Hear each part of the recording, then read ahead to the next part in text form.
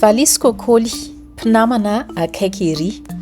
Nisy zazalahy kely atao hoe Valy nipetraka atao amin'ny tanàna mahafinaritra be atao hoe Sohy. Ary teo akaiky ny lakan-drano Pangalana eo amorontsirak'i Madagasikara izany. Toerana mafana, manitra voninkazo sy rivotra masina ery. Nanana namana maro Valy fa ny namany akaiky indrindra dia gidro kely antsoina hoe kôkôly. Tsy gidro tsotra fotsiny kôkôly. Nanaraka akaiky amin'ny Valy foana izy, toy ny aloka ary tia ny lalao. Isaky ny maraina, rehefa niomana andeha hianatra Valy dia miandry teo amin'ny tafo mololo kôkôly sady ny tanin'andro. Salama kôkôly, hoy Valy niarahaba ny gidrony isaky ny maraina. Raha nandeha nianatra Valy dia nanaraka azy kôkôly. Indraindray i kôkôly mihazakazaka eo alohany sady manetsiketsika ny rambony. Rehefa niditra tao an-tsekoly Valy dia fantatry kôkôly fa tsy maintsy miandry izy. Nanomboka ny fahafinaretana rehetra rehefa manomboka maneno lakolosam-pianarana.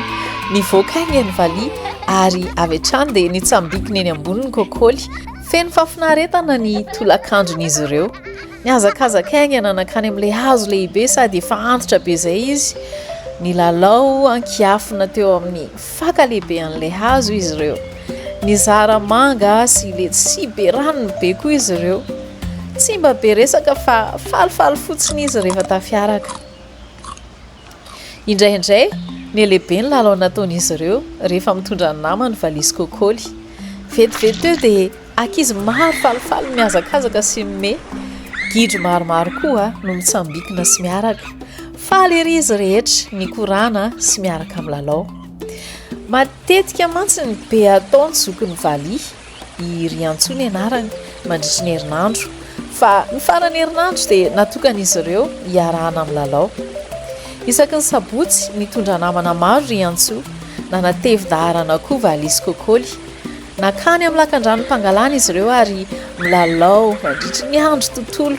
Indraindray azy izy ireo mandeha lakana kely vita amin'ny hazo. Ny lesona momba ny tena finamanana.